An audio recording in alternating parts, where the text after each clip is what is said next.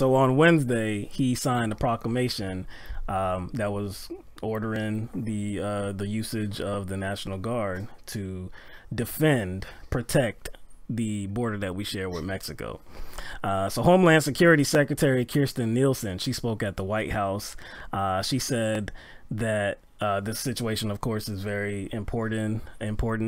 Things around the border is very dangerous. There's illegal immigrants coming across. There's drugs coming across. This is a quote from Nielsen. She said, "This threatens not only the safety of our communities and children, but also our very rule of law on which, as you know, our country was founded." I think there was some apprehension as to why someone from Homeland Security was talking about this. And I guess the DOJ's outlook is, well, this is about securing the homeland. Mm-hmm.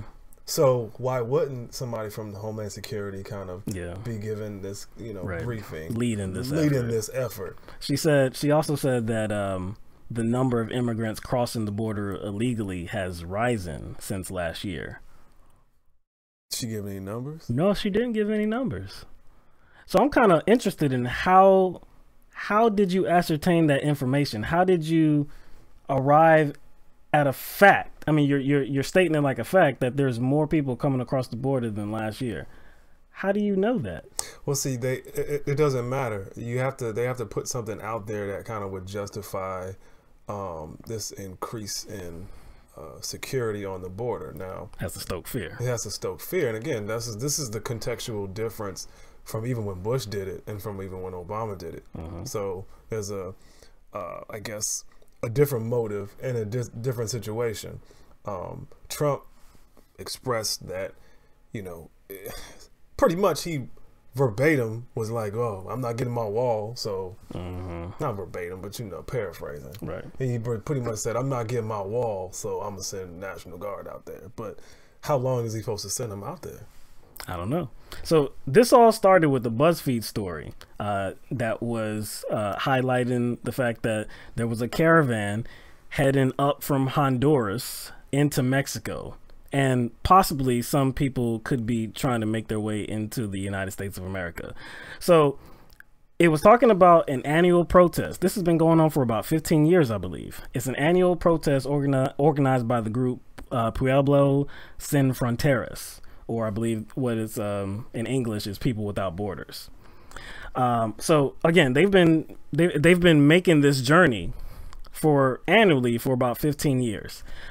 Most of the migrants come from Honduras. About 80% of them come from Honduras, and they are fleeing a political crisis and violence.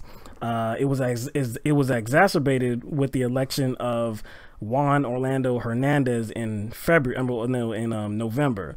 A lot of people saw the election as rigged, and it led to protests, it led to a lot of violence, it led to killings, it led to a military curfew. So a lot of people have been trying to flee the area. Also, there are people in this group that are trying to migrate from El Salvador, and gang violence and killings, violence, right?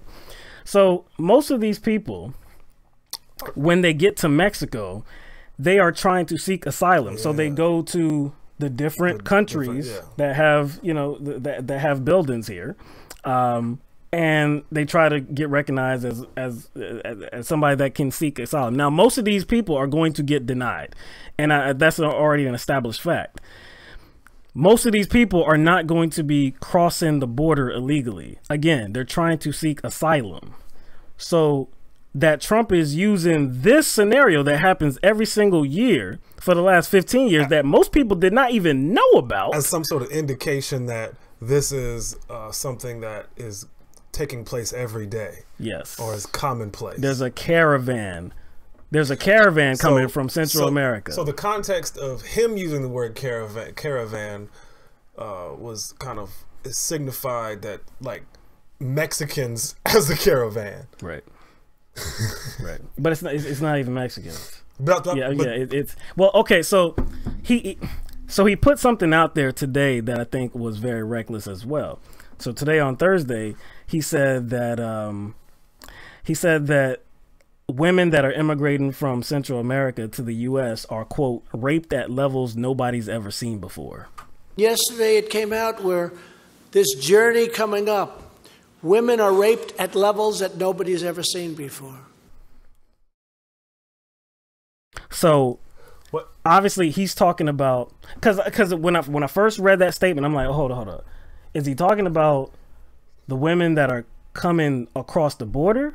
No, he's not talking about that. He's talking about the women that are coming into Mexico.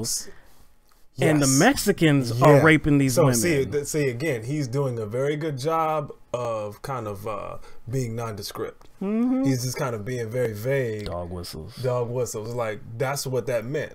Like, so the problem is not with the women. The problem is with these damn Mexican men. The rapists. You remember what he said on the campaign trail? The racist trope. It's like some of murderers, rapists, gang members. Very bad people. Very bad people. Some of them are good, but, you know what I'm saying? No, he said, I'm sure there's some that are good. Well, he said some, I assume. My bad, yeah. He said certain. Don't give him that much credit. He wasn't even, that's right, he wasn't even certain. He said some, I assume, are good people.